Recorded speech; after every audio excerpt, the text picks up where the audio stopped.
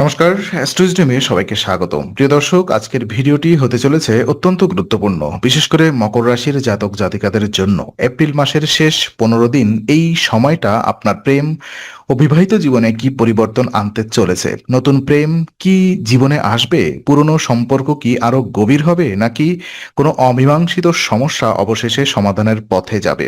আজ আমরা ধাপে ধাপে বিশ্লেষণ করব সিঙ্গেলদের প্রেম, যারা ইতিমধ্যেই সম্পর্কে আছেন তাদের পরিস্থিতি, দাম্পত্য জীবন এবং শেষে থাকছে কিছু বিশেষ কার্যকর উপায়। তাই ভিডিওটি শেষ পর্যন্ত অবশ্যই দেখুন, কারণ এই সময়টা আপনার জীবনের জন্য হতে পারে এক গুরুত্বপূর্ণ মোড়।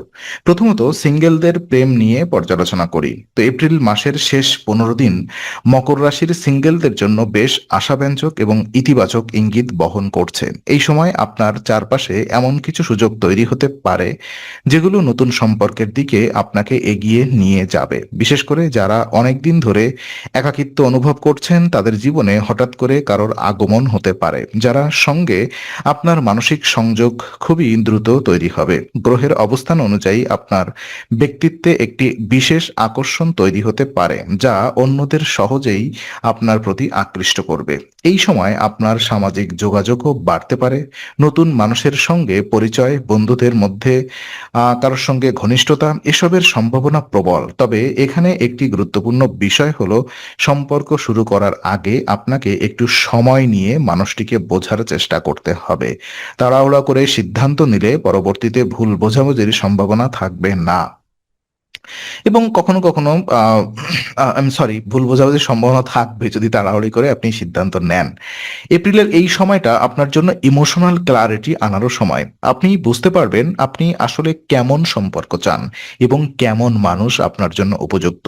এই উপলব্ধি আপনার সঠিক সিদ্ধান্ত নিতে সাহায্য করবে। যারা আগে কোনো সম্পর্কে আঘাত পেয়েছেন, তাদের জন্য এটি হিলিং এর সময় হতে পারে। সব মিলিয়ে বলা যায় এই সময়টা নতুন প্রেমের জন্য খুবই অনুকূল। তবে সুযোগ এলে সেটিকে গ্রহণ করার সাহস এবং ধৈর্য দুটোই আপনাকে রাখতে হবে।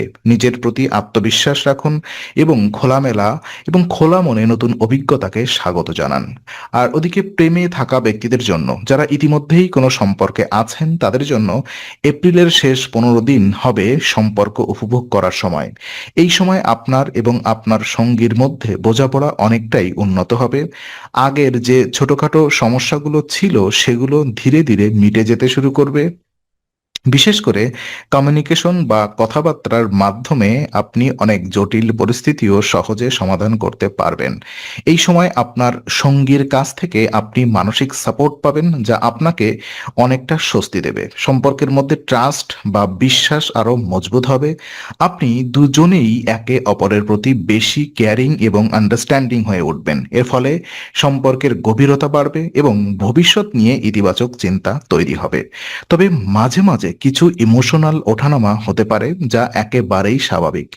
এই সময় আপনি যদি ধৈর্য ধরে পরিস্থিতি সামলান, তাহলে কোনো বড় সমস্যা তৈরি হবে না। বরং এই ছোট ছোট চ্যালেঞ্জগুলো আপনাকে অথবা আপনার সম্পর্ককে আরো শক্তিশালী করে তুলবে। এই সময়টা একসাথে কোয়ালিটি টাইম কাটানোর জন্য খুবই উপযুক্ত। ছোটখাটো আউটিং, কথোপকথন বা একে অপরের প্রতি অ্যাপ্রিসিয়েশন প্রকাশ, এসবই আপনার সম্পর্ককে আরো সুন্দর করে তুলবে।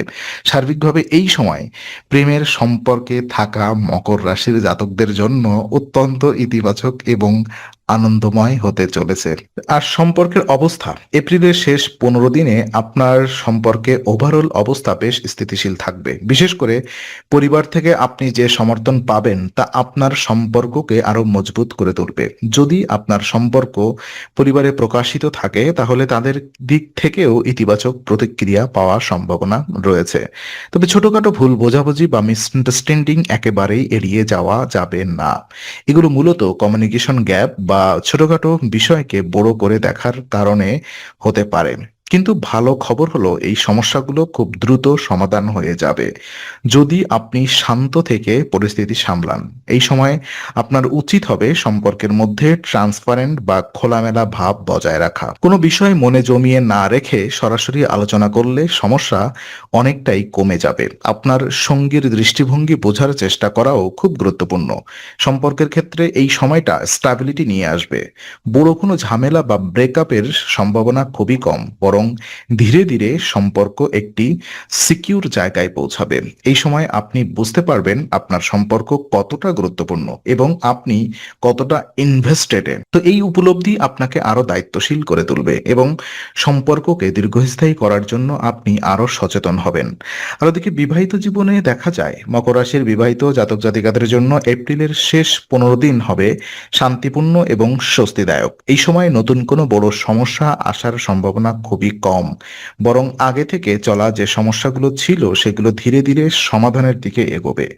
আপনার এবং আপনার সঙ্গীর মধ্যে বোঝাপড়া এই সময় অনেকটাই ভালো থাকবে। পারস্পরিক সম্মান ও ভালোবাসা বাড়বে, যা দাম্পত্য জীবনে হারমোনি নিয়ে আসবে। আপনি একে অপরের প্রতি আরো সুপারটিভ এবং সাপোর্টিভ হয়ে উঠবেন এবং একসাথে ভবিষ্যৎ পরিকল্পনা করতে আগ্রহী হবেন। যদি কোনো বিষয়ে আগে মতবিরোধ থেকে থাকে তাহলে এই সময় সেটি নিয়ে খোলামেলা আলোচনা করে সমাধান করা সম্ভব হবে। এই সময় পেশেন্সি এবং আন্ডারস্ট্যান্ডিং এ দুইটি বিষয় আপনার জন্য সবচেয়ে গুরুত্বপূর্ণ। দাম্পত্য জীবনে ইন্টিমেসি অর্থাৎ ঘনিষ্ঠতা এই সময় বাড়তে পারে, যা আপনার সম্পর্ককে আরো গভীর করবে। একসাথে সময় কাটানো, ছোটখাটো আনন্দ ভাগ করে নেওয়া এসব আপনার সম্পর্ককে আরো মজবুত করবে। সার্বিকভাবে বলা যায় এই সময়টি বিবাহিত জীবনের জন্য খুবই স্থিতিশীল এবং ইতিবাচক। আপনি যদি সচেতনভাবে সম্পর্কটিকে গুরুত্ব দেন তাহলে এটি আরো সুন্দর হয়ে উঠবে। আর উপায় হিসাবে যদি আমি বলি কি রেমিডিস রয়েছে, সেটা হচ্ছে এপ্রিলের এই ইতিবাচক সময়কে আরো শক্তিশালী করতে এবং যে কোনো ছোটখাটো নেতিবাচক প্রভাব থেকে নিজেকে দূরে রাখতে কিছু সহজ কিন্তু কার্যকর উপায় অনুসরণ করা যেতে পারে। প্রথমত, প্রতিদিন বা নিয়মিতভাবে পাখিদের খাবার দেওয়া অত্যন্ত শুভ। এটি আপনার জীবনে ইতিবাচক শক্তি বাড়ায় এবং মানসিক শান্তি এনে দেয়। দ্বিতীয়ত, বৃহস্পতিবার দিন হলুদ পোশাক দান করা খুবই ফলপ্রসূ হতে পারে। এটি বিশেষ করে আপনার সৌভাগ্য বৃদ্ধি এবং সম্পর্কের উন্নতিকে সহায়ক হবে। এছাড়াও মন্দিরে দান বা ধর্মীয় কাজে অংশগ্রহণ করা আপনার মানসিক শক্তি বাড়াবে এবং জীবনের প্রতি ইতিবাচক দৃষ্টিভঙ্গি তৈরি করবে। এই সময় সবচেয়ে গুরুত্বপূর্ণ হলো নিজের মাইন্ডসেট ইতিবাচক রাখা। আপনি যদি নিজের চিন্তা ভাবনা পজিটিভ রাখেন তাহলে যে কোনো পরিস্থিতি আপনার পক্ষে কাজ করবে। সবশেষে মনে রাখবেন, গ্রহের প্রভাব আপনার জীবনের দিকে নির্দেশনা দেয়, কিন্তু চূড়ান্ত সিদ্ধান্ত এবং কাজ আমাদের হাতেই। তাই সচেতন থাকুন, ধৈর্য ধরুন এবং নিজের সম্পর্ককে ভালোবাসা ও যত্ন দিয়ে এগিয়ে নিয়ে যান। আজকের আলোচনা আমরা এখানেই শেষ করছি। ভালো লেগে থাকলে লাইক, কমেন্ট ও শেয়ার করুন। আরও এমন ভিডিও পেতে অবশ্যই চ্যানেলটি সাবস্ক্রাইব করুন। আবার দেখা হবে, ততক্ষণ ভালো থাকুন, শান্তিতে থাকুন। নমস্কার।